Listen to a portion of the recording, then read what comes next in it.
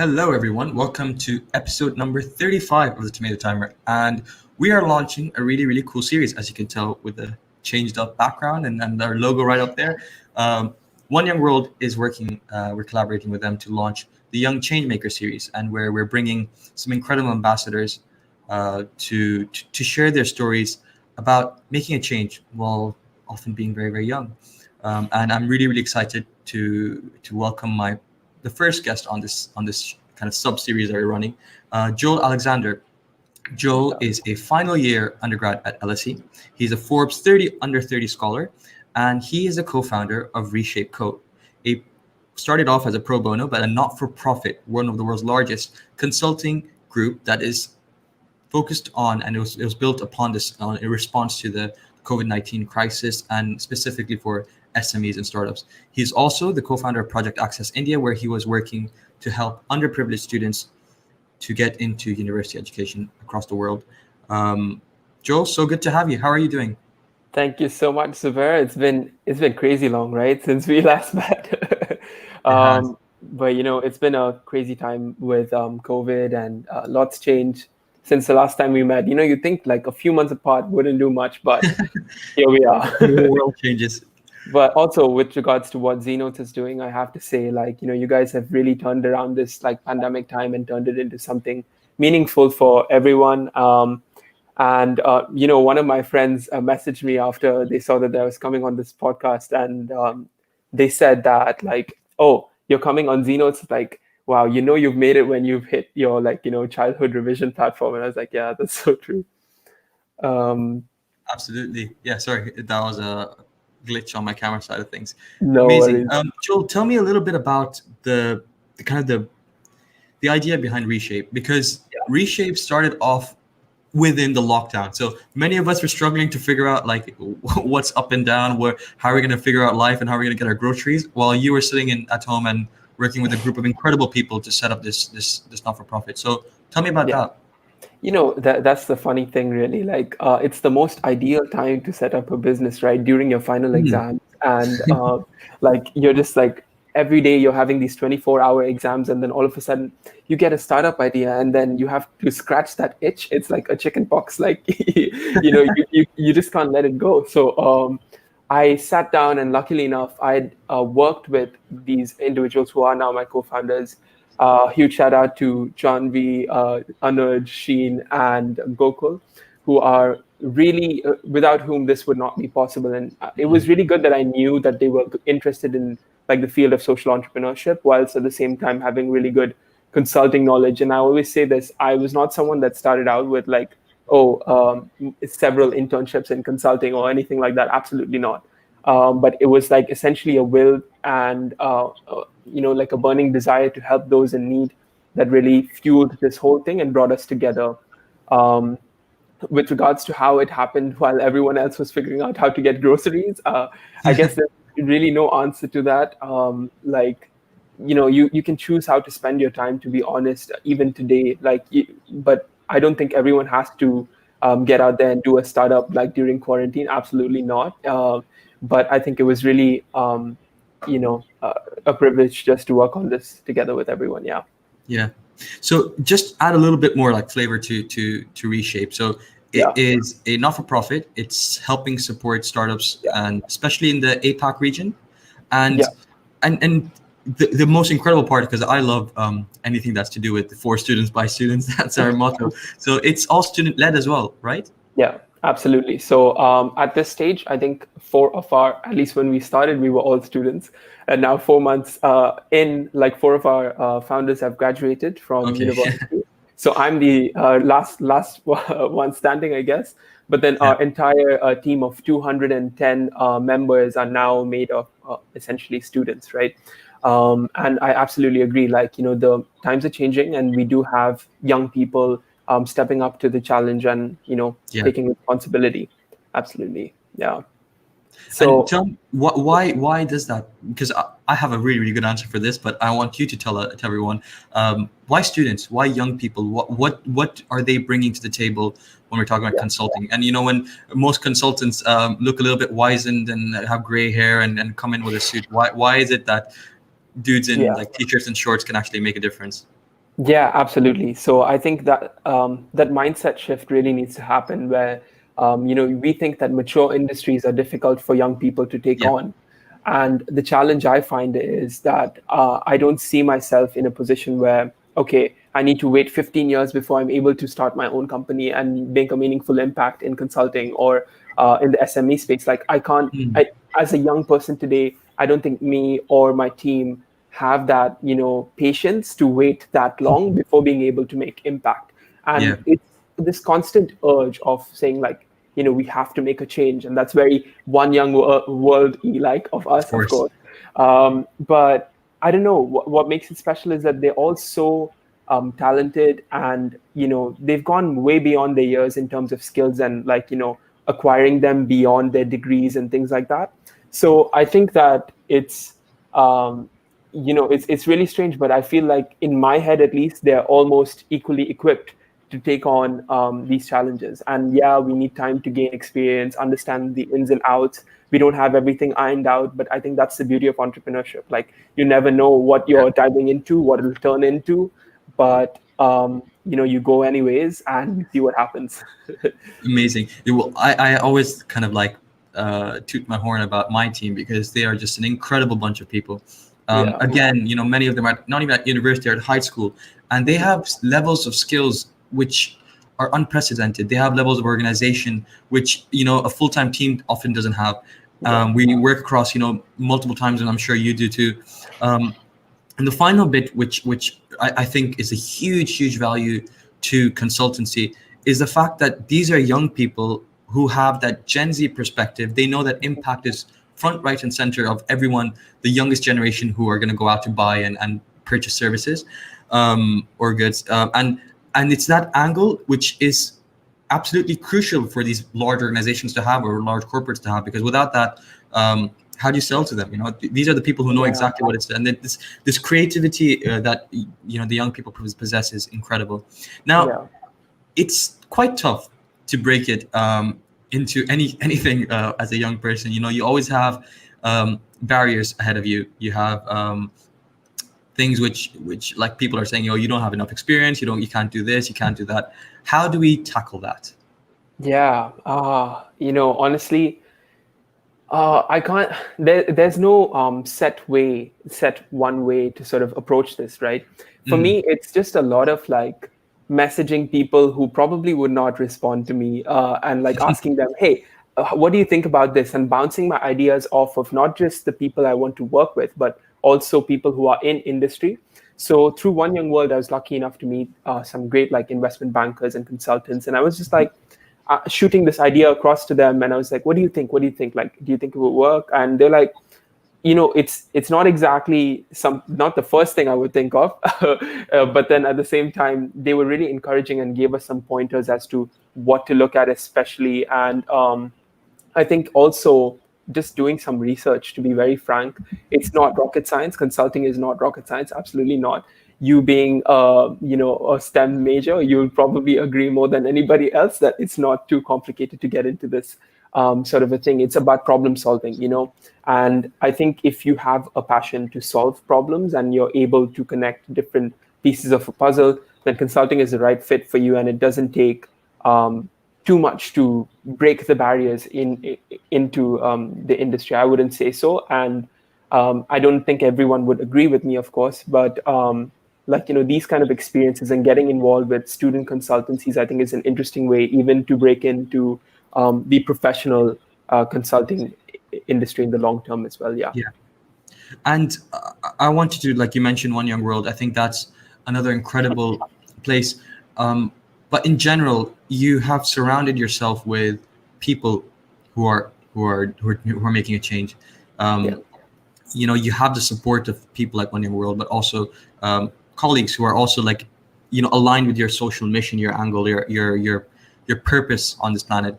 And I think that makes a huge difference. So, for example, knowing you and knowing that I can always reach out to you, and then knowing that you have the idea of teaching underprivileged students and working towards helping startups in crisis time, knowing that is also a huge kind of support. So I think I would just like to add that sure, there are difficulties, but there are also some incredible communities and places that exist Yeah, to tap into, absolutely. because they support you so much as well, right?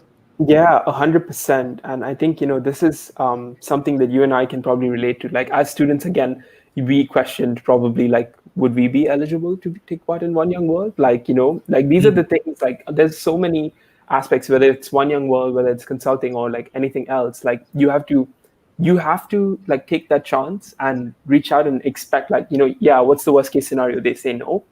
And like I guess that was the whole beauty of this One Young World aspect. Like as LSE students who had never essentially had this sort of a structure or framework inbuilt into our university, we reached out regardless and were like, we want to get involved, we want to be a part of this change.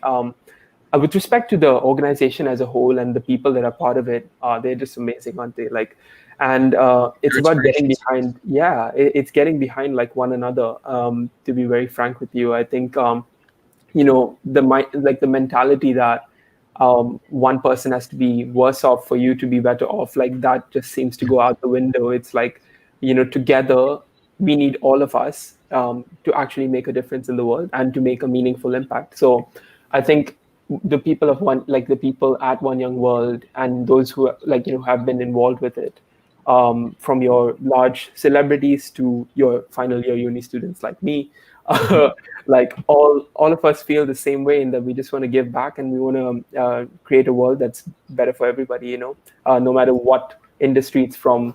Yeah. I want to bring you back to a point which you mentioned in passing. You talked about the confidence. You talked about having that change in the mindset and going out there and, like you said, messaging hundreds of people, not expecting to get replies from. Yeah. Let's talk about that. Let's talk about how we often feel like, nah, this is not going to work out. How can I reach this guy with 10,000 LinkedIn connections or who's a CEO or a president of this organization? Me as a 20-year-old or 22-year-old, how am I going to speak to them? Yeah. How does that happen? Well, like one of the things that I always think about when I reach out to these kind of people is somebody took a chance on them, and therefore, like, wouldn't I want to be that lucky one that they take a chance on? Like, that's my that's like one of the sort of key things I keep in mind. The other one is just like, I have nothing to lose. Honestly, what are they going to think of me? Oh, he's too keen. To get involved in this space. Like that's the worst thing that's going to happen, isn't it? And for me, that's really a very much winning situation. Like I don't see much that I'm losing in it, apart from like 5 minutes of my time where I'm drafting a message and sending it to them. That's it. Yeah. So That's just really, keeping that in mind. Yeah. I have to say, I was often at the start would be really embarrassed. Man, I'm gonna send them a message. What if they don't reply? What if they? Yeah, how would I feel about that? It feels like so. Yeah. I feel self-conscious about it. But like, who cares? I mean, it always starts like that, right? But then, like, it's just like that with anything else. Like, if you look at the finance sort of space, people do spring weeks to get into the internships and then get into the grad roles, right? It's very similar. Like, if you think about sliding into the DMs of a professional, first you say a hi and a hello, and then after that you're asking them for these things that like they probably don't even think about giving anyone else, like their insights and the knowledge. And then after that turns into this meaningful relationship that you have with them that goes beyond networking or anything like that. It's about a connection and like, speaking from experience, really, I reached out to a really I guess, influential person in the startup ecosystem in one of the countries here in the Middle East. And, she's been such a massive support for us. Like she's a young individual trying to make the same sort of change, but she's probably a bit further down the line. But, she took that chance on us because someone took that chance on her. And she really saw value in like working together and, trying to make a meaningful impact. So, yeah. Taking a chance. That's an incredible concept, and I think we really need to break out from those cages in our mind of thinking that we're not good enough, and what happens if they don't respond? Because there's just so much value add. I can tell you there've been like hundreds of closed doors for me. I can't even count the number of people who ignored my messages or my emails completely. Even forget about like emails. That's quite easy. I'm like what about the days when COVID wasn't around? We'd go into networking events. You speak to them directly and they just like ignore you. That Those are the happens. worst. Those are the But worst. it I'm happens, sorry. and it's about overcoming them. So, what about building from that? There's this level of confidence that you need to develop. There's this level of, I'm out there to make a change, so I have the Yeah. privilege to ask you. What about the mindset? Yeah, Let's go I back to guess. that mindset.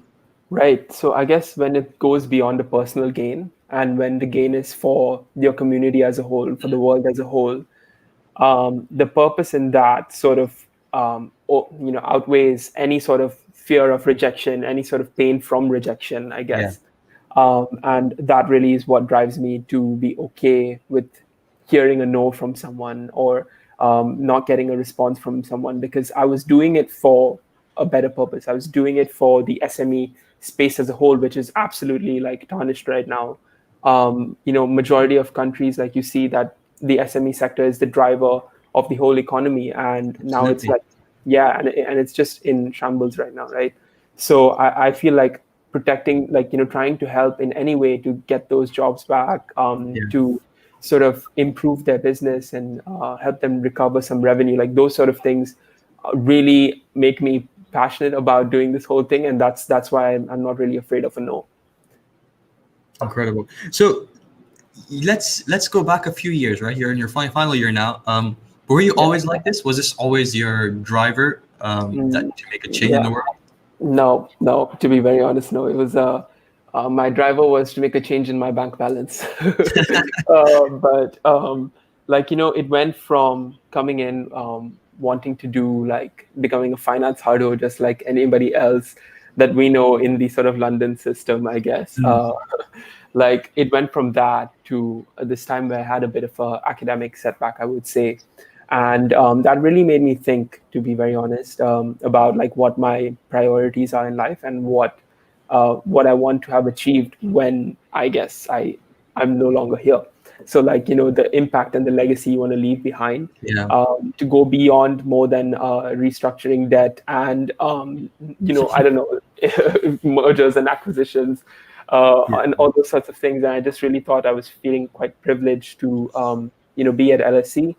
And I think that's when I got involved with Project Access International and came in as their Project Access India head.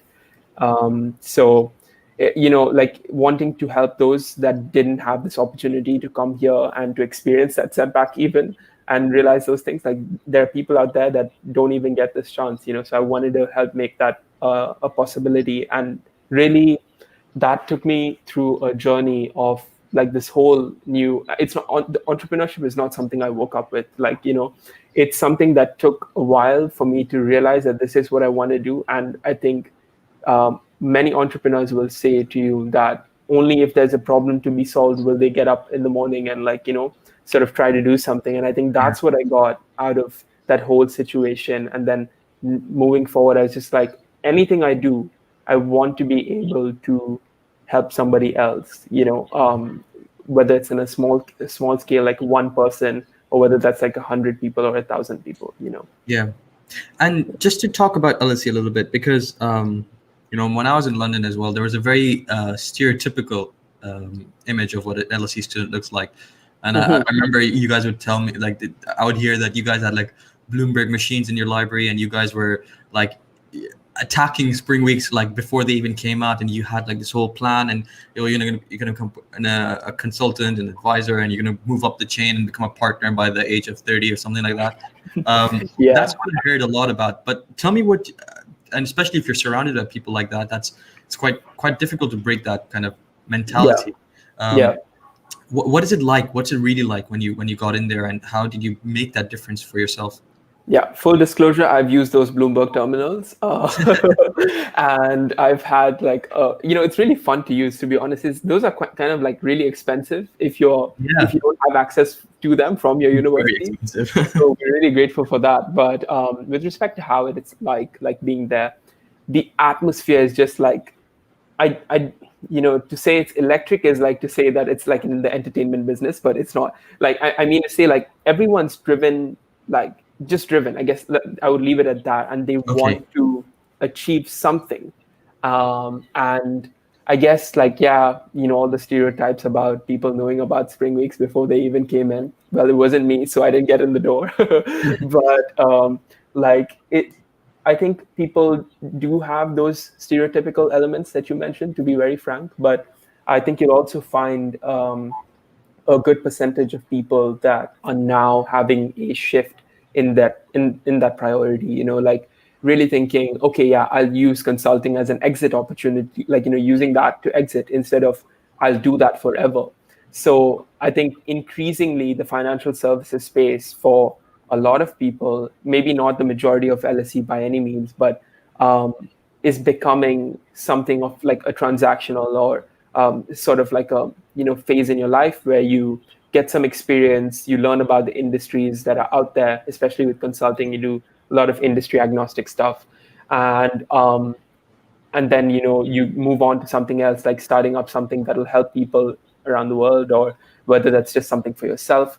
That startup mentality kicks in. But I think right now it's not like young person, graduate, do something meaningful. It's young person, graduate, work somewhere for a few years, gain a lot of experience, do something meaningful in the world.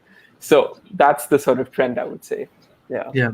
And what about, like, I know this is a little bit different to our kind of the change maker bit of the series, but getting into LSE is quite a challenge. My dad would mention LSE when I was still like in 13, 14 years, because every accountant dad knows about that school. It's like, that's the best one out there.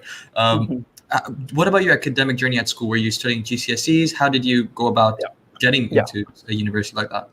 Right. To be very frank with you, like our school was not one that produced yearly LSE graduates or anything like that. We weren't one of your fancy international schools, or like I wouldn't say that. But then at the same time, we did A levels, IGCSEs. We had the option to take about 4 A levels, I think. So that was really good because you had that buffer, because you need about 3 A levels for your requirements, right?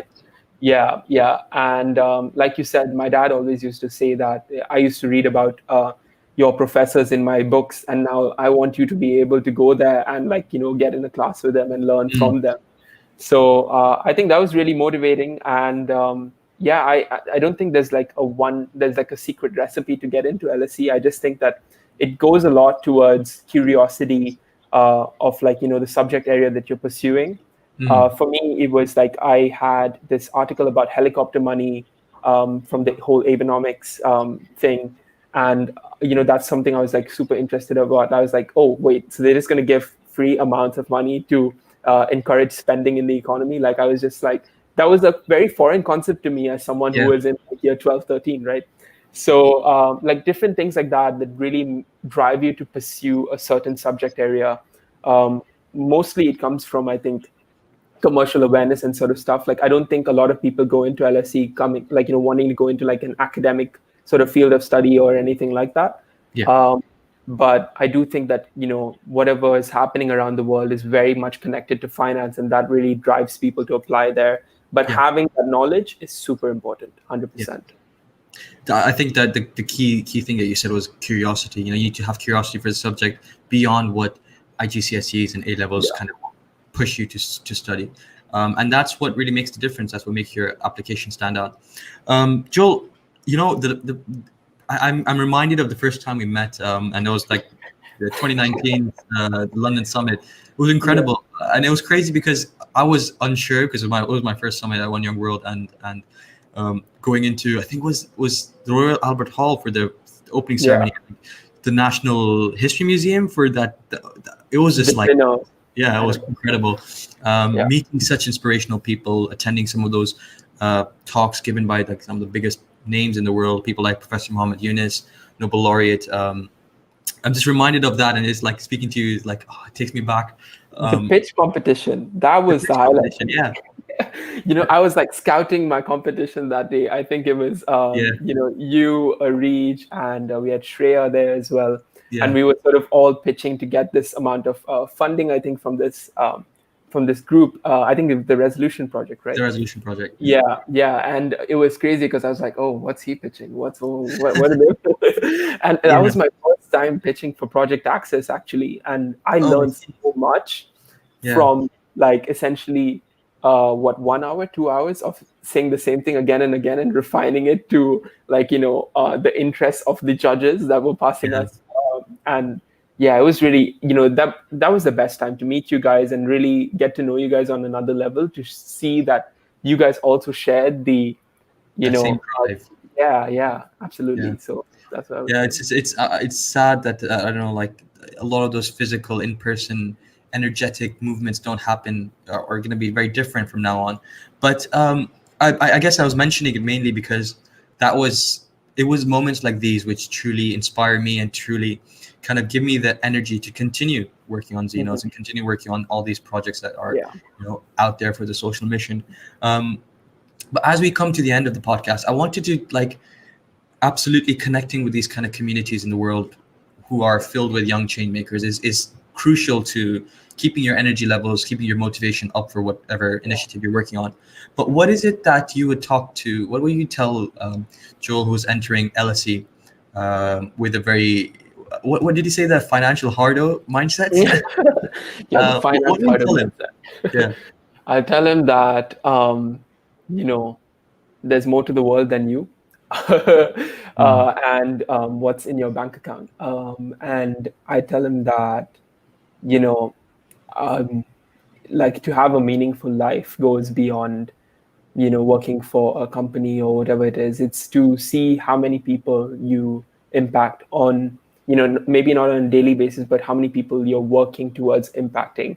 And to never really give up, because, in our line of like work, it's so easy to give up. Like, you can just wake up the next day and be like, yeah, the odds are stacked against us. There are so many other consultancies out there. There's so many other revision platforms out there. You can just be like, oh, why am I doing this anymore? There's someone else doing it. Like, that's where you can draw the line and say, yeah, this is it. But I think it's important to remember to sort of never give up, and to persevere and remember why you started, and then think in retrospect, essentially, and see like your work in the context of the future, essentially. So that, if I was to look at where I am 10 years from now, as I am now looking 3 years ahead of time, sort of seeing that, the kind of impact that you had then, and what you'll be able to do. If you're able to do so much now, imagine what you'll be able to do in like 10 years time.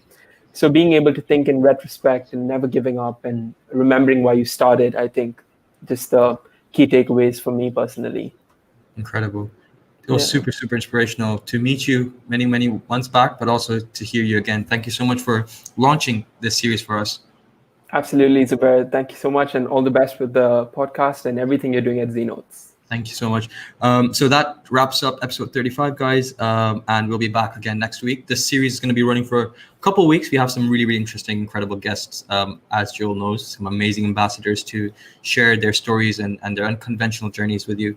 You can always join us on our Discord community to ask questions to the incredible guests that arrive, and just keep posted on our social medias. Thank you so much, and we'll catch you later. Bye-bye.